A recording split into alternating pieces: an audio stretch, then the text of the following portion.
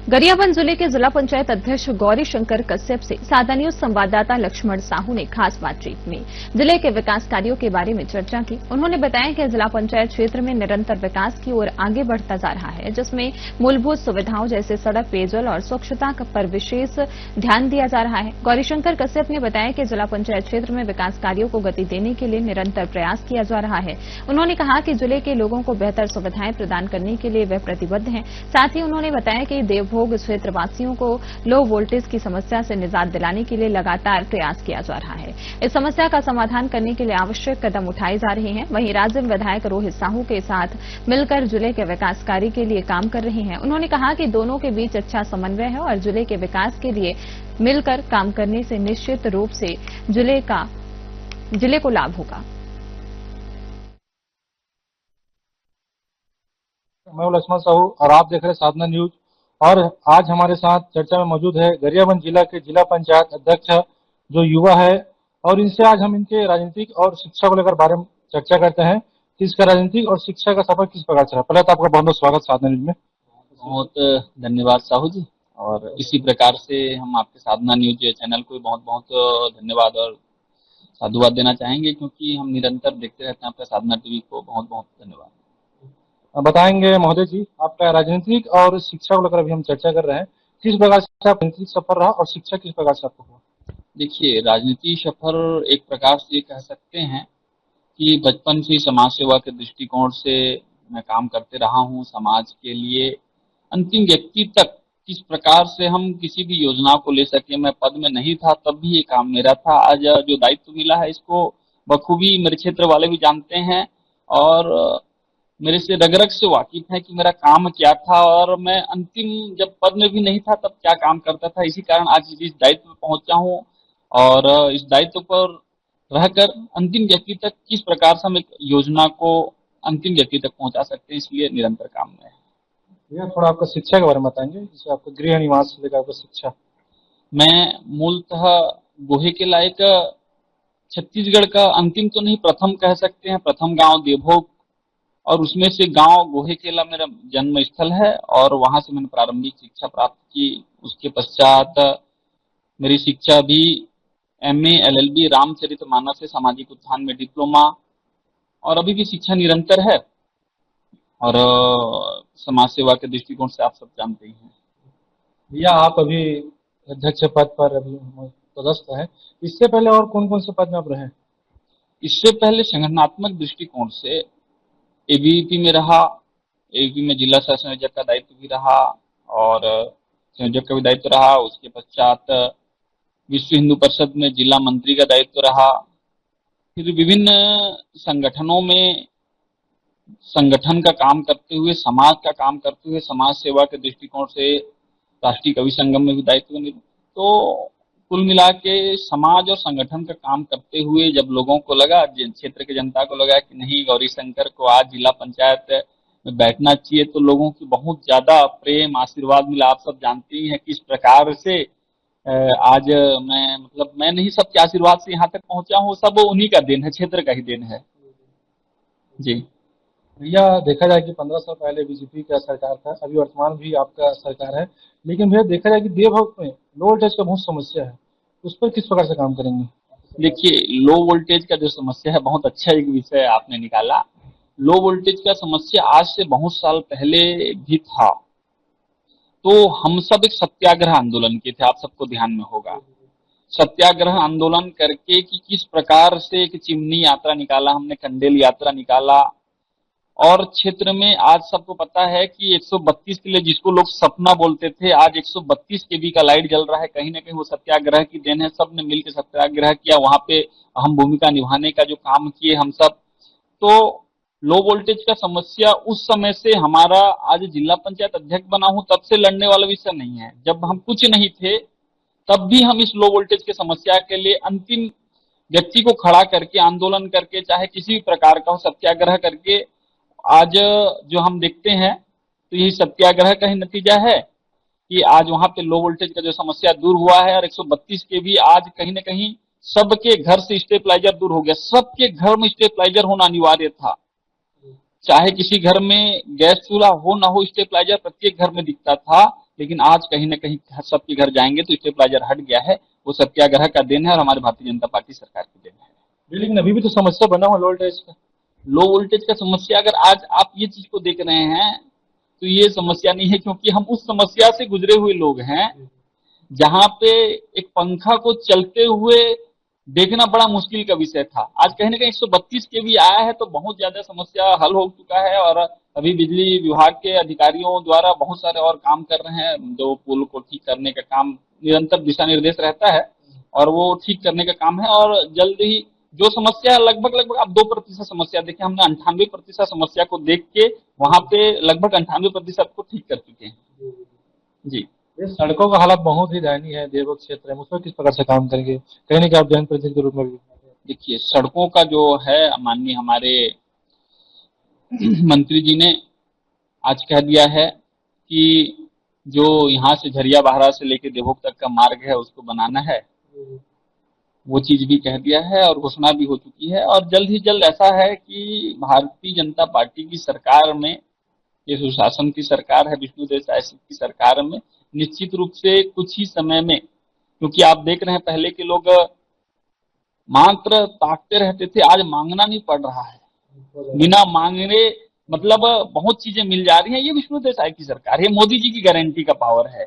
और निश्चित रूप से आप देखेंगे, आप क्योंकि आप लोगों के माध्यम से भी जो अंतिम गांव तक के जानकारी मिलती है, आज कहीं ना कहीं पहले जनप्रतिनिधि क्या करते थे कि एक लेटर ले लेके जाके पहुंचते थे, तब कहीं ना कहीं काम होता था। परंतु आज मोदी जी की गारंटी, मोदी जी की सरकार और विष्णुदेव साय की सरकार में आप जैसे न्यूज चैनल अगर किसी चीज को दिखा देते हैं तो तुरंत सरकार एक्शन में आती है और तुरंत सरकार काम करने लगती है। ये बदलाव है, ये सरकार की नीतियां हैं, ये अच्छी बातें हैं। ग्रामीण क्षेत्र में भी देखा जाए कि सड़कों का हाल बहुत खराब है, ग्रामीण क्षेत्र की बात की जाए नहीं, कुछ जगह में बिल्कुल आप सही कह रहे हैं, क्योंकि लगी हो भैया देवघर में, इसलिए बता। हाँ, बिल्कुल एकदम बहुत सही कह रहे हैं। उसके लिए भी नित्य निरंतर मैं मंत्रियों के पास जा कर, जिला पंचायत आप भी जानते हैं, हमको पाइपलाइन को जोड़ना है। केंद्र की पाइपलाइन छत्तीसगढ़ में जुड़ी है, छत्तीसगढ़ की विष्णुदेव साय सरकार की पाइपलाइन है, उसको हम हमारे गरियाबंद जिला तक जोड़ चुके हैं और बहुत अच्छा जोड़ चुके हैं। और निश्चित रूप से हमको पूर्ण रूप से विश्वास हमारे विष्णुदेव साय सरकार के ऊपर कि हम जितना हो सके विकास काम को, क्योंकि आप भी जान रहे हैं अंतिम व्यक्ति तक किस प्रकार से हम विकास पहुंचा सकते हैं, विकास काम को अंतिम व्यक्ति तक पहुंचाने के लिए हम नित्य निरंतर माननीय मंत्री जी है ना तक पहुंच रहे हैं, पंचायत मंत्री जी तक पहुंच रहे हैं और निश्चित रूप से हमारा काम होगा। यह पूरा प्रदेश में सुशासन त्योहार मनाया गया, कितना फायदा हुआ लोगों को सुशासन त्योहार से और क्या क्या समस्या का निराकरण हुआ, जो बहुत समस्या था। देखिए सुशासन त्योहार को अगर हम समझें तो हमको एक विषय ध्यान में आता है कि पहले लोग एक आवेदन को लिखने के लिए वो दफ्तर तक पहुंचने के लिए उनकी हालत खराब हो जाती थी, उनके चप्पल घिस जाते थे, वो अधिकारी मिलता नहीं था। एक स्थिति हमने देखा है, गांव के व्यक्ति अधिकारी तक जाने के लिए डरता था। आज कहीं न कहीं विष्णुदेव साय की सरकार आई, उन्होंने कहा कि अधिकारी तक अंतिम व्यक्ति ना पहुंचे बल्कि अंतिम व्यक्ति तक अधिकारी पहुंचे। इस भाव को लेकर हमने सुशासन त्योहार लगाया और एक एक गांव तक पहुंचे, चाहे वहां पे किसी भी प्रकार का योजना का लाभ दिलाना हो, अंतिम व्यक्ति को उसको उसका अधिकार दिलाना हो, हर एक काम को करने का जो काम किए हैं वो सुशासन त्योहार में हुआ है।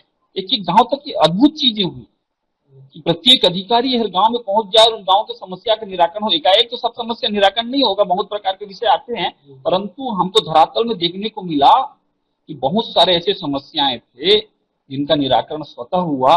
बहुत सारे निराकरण का तो मैं स्वयं भी किया और अधिकारियों से बोल के करवाया भी, और निश्चित रूप से इसका एक बड़ा रिजल्ट कुछ ही दिनों में और आने वाला है, क्योंकि हमारी विष्णुदेव साय सरकार, हमने जब 2047 का विकसित भारत की कल्पना कर रखी है, मतलब आप सोच सकते हैं कि हमने क्या क्या नहीं सोचा होगा इस राष्ट्र के, इस देश के लिए।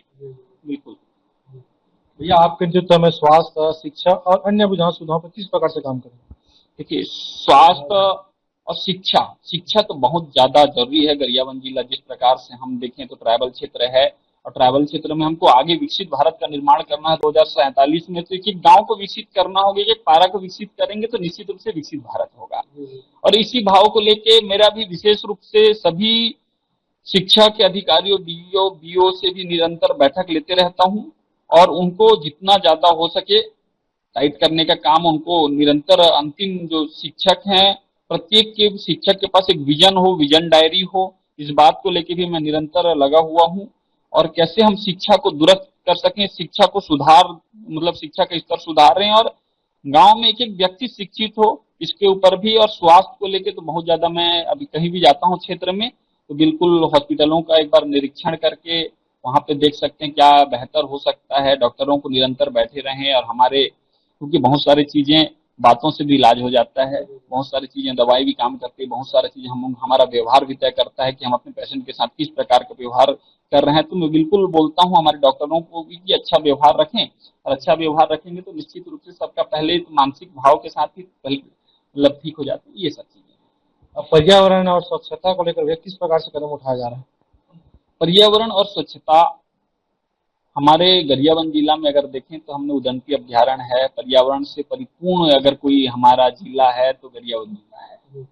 बिल्कुल हमको पर्यावरण के अलग से और बहुत ज्यादा काम करने की आवश्यकता नहीं है। पर्यावरण को अगर संरक्षण कर लिया जाए, जितने हमारे पर वृक्ष हैं उसके लिए हमारे पास जैन साहब हैं डीएफओ और लक्ष्मण साहब, दोनों बहुत अच्छा काम कर रहे हैं। निरंतर उनके साथ भी बैठना और उनके जानकारी लेना होता है। तो निश्चित रूप से हमारे गरियाबंद जिला में जितनी वन संपदाएं हैं और जितना पर्यावरण के लिए जो चीजें होनी चाहिए, जितना वन है, निश्चित रूप से उनका देख रेख हो जाए तो हम पूरे सिर्फ गरियाबंद जिला ही नहीं, पूरे आसपास के प्रदेशों को भी हम बहुत अच्छा वातावरण सुसज्जित भाव के साथ दे सकते हैं। ये सब चीजें हैं। अधिकारी और जनप्रतिनिधि का कैसा सामंजस्य बनाकर चल रहे हैं?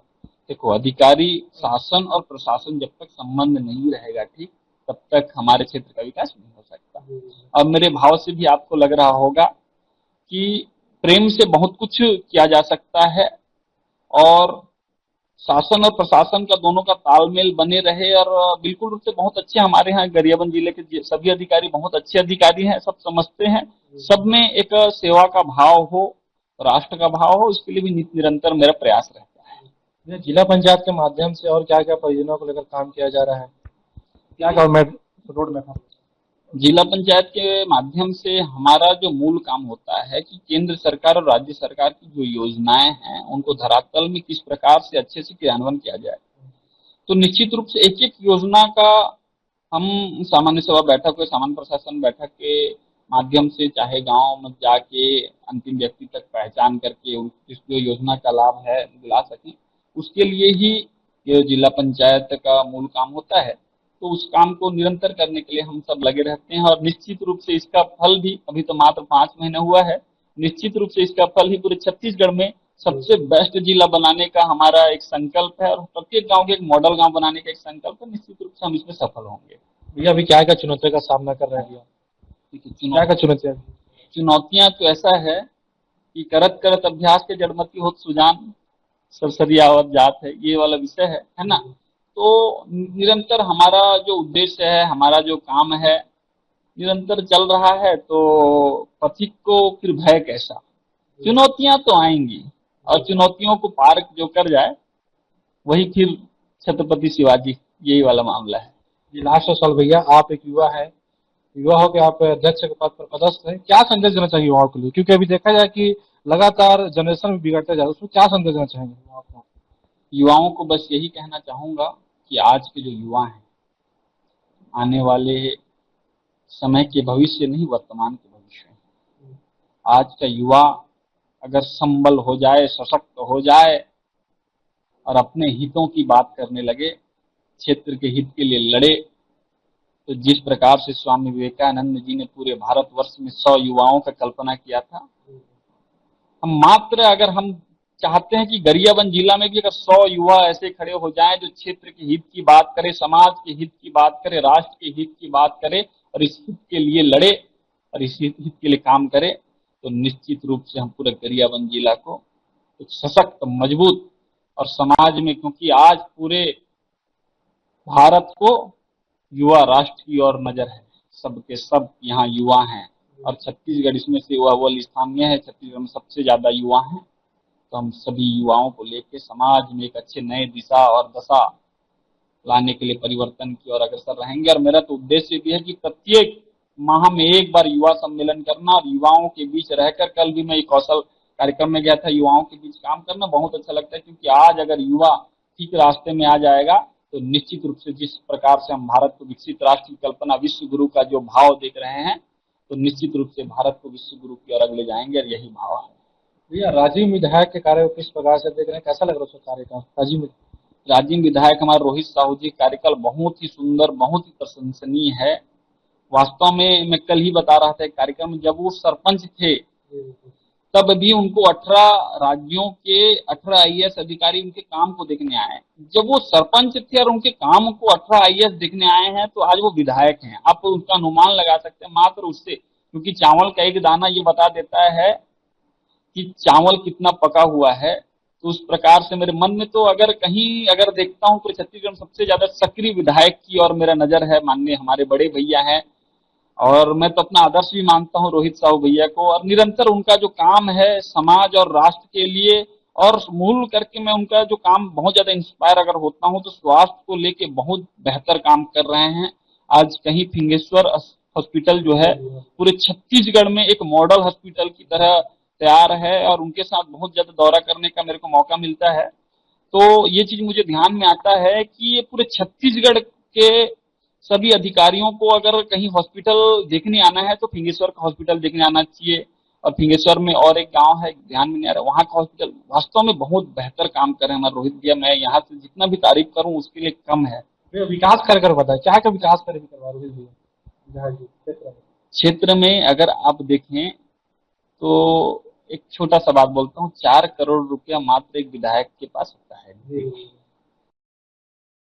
कई 100 करोड़ का अगर कोई काम करा रहा है अपने क्षेत्र में, तो आप उससे ये अंदाजा लगा सकते हैं कि क्या विकास काम है।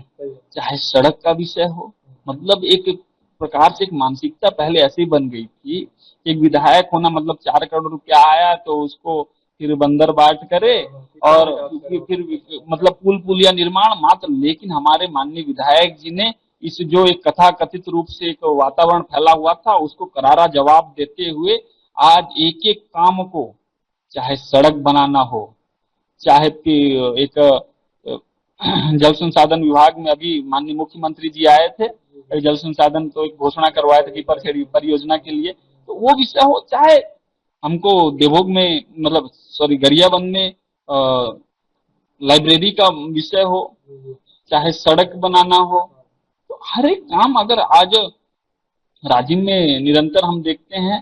पहले मंत्रियों का दौरा बड़ा मुश्किल से होता था हमारे गरियाबंद जिले में, जब से हमारे भैया विधायक बने मंत्री लोग रोज आते हैं, हमारे मंत्रियों का दौरा बने रहता है, क्योंकि उनके पास भाव है, उनके पास कार्य करने का विजन है, वास्तविक में बहुत बेहतर काम कर रहे हैं जी।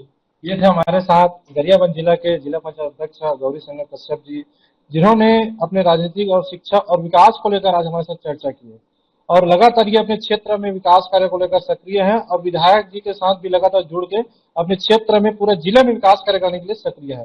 कैमरामैन अनिल ध्रुव के साथ लक्ष्मण साहू, साधना न्यूज, गरियाबंद ब्यूरो चीफ।